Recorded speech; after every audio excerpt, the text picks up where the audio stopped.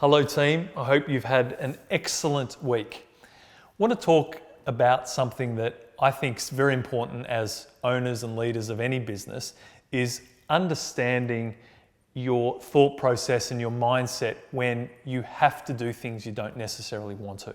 So in this case, I want to talk about those of you who are really trying to aggressively grow your companies, or those of you who are knowing that you want to grow your companies, but you find yourself that you can't necessarily always do the growth strategies. You can't take a whole bunch of money and invest in growth strategies. You actually have to be dictated by a few of the powers that any business has. So sometimes you actually need to constrain your spending or focus your effort in an area that's not necessarily growth in order to go faster. So an example of that might be, I want to really commit to a growth strategy. And I know with my growth strategy, I need to spend an amount of time doing these activities. But something happens in the business that needs your attention for a few days, a week, or whatever you need to do. Now, naturally what we do is we start to get frustrated because our business is not allowing us to do the things that we want to do. And there is that balance of going, wait a minute, this is very important that I actually do this in my business in order for me to grow faster. And it's never a linear thing. It's never you can continually grow.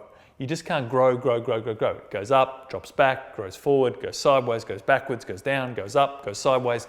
That's just how you grow a business. Because as you begin to grow, you're actually finding things your business needs to put in place. You need to find a new crack that used to be in your business becomes a gaping wound, and you actually have to spend the time to fix it, or you might lose the whole thing. So I'm not trying to give you an excuse. I'm not trying to say don't focus on the key strategies to grow your business. You just need to understand that part of the process is actually knowing when to pull the reins a bit. It's really important to just slow down and see what you need to do that's urgent before you get back onto the strategies. That's why we look at strategies over a quarter and not over a few days or a week. Another example might be that when you're looking at your P&L, you might look at comparable months. So let's take, for instance, let's look at November.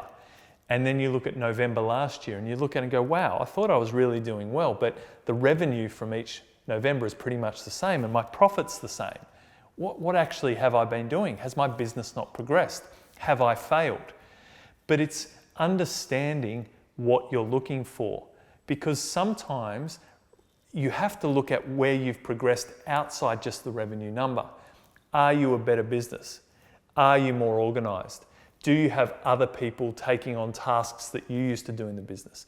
All these other factors that as you become a more experienced business owner, as you really get comfortable with the way growth operates, you can start to realize where the real value is. That doesn't mean that the P&L is not the scoreboard. It doesn't mean that we give any leave passes around not getting revenue growth and not getting profitability. But as a leader, you really have to have a level head. You really have to understand where was the value this month. Was the P&L the dictator of whether I did well? Or was it some of these other projects that we did really well as a company, the way we dealt with the situation, the way we've set ourselves up for next year, that should be the things we're celebrating? Because as a leader, you can easily find ways to feel shit about yourself. But as a leader, you also have to give yourself that little bit of a break, which says, what were we trying to accomplish this month? Was it just high trajectory growth, or were there some other things that we dealt with really well that we can be very proud of? In order to go faster, sometimes you need to take the foot off the accelerator.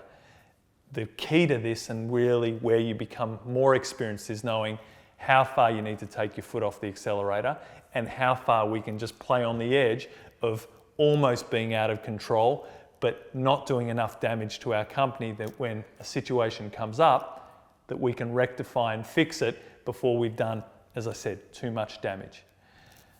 Hope you've had a great week.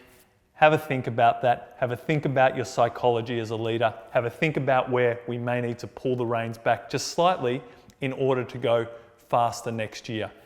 This time of year where you're going to have a little bit of a break at the end of the year, where Melbourne essentially shuts down for a few weeks, it's also a good time to have that mental break, because if you can clear your head, Your problems, challenges, and opportunities will still be there early January, but to be able to just mentally freshen up, to be okay with that, to give yourself permission to do that, is going to allow you to go faster in the new year. I'll see you next week. Hope you've had a great week, and see you then.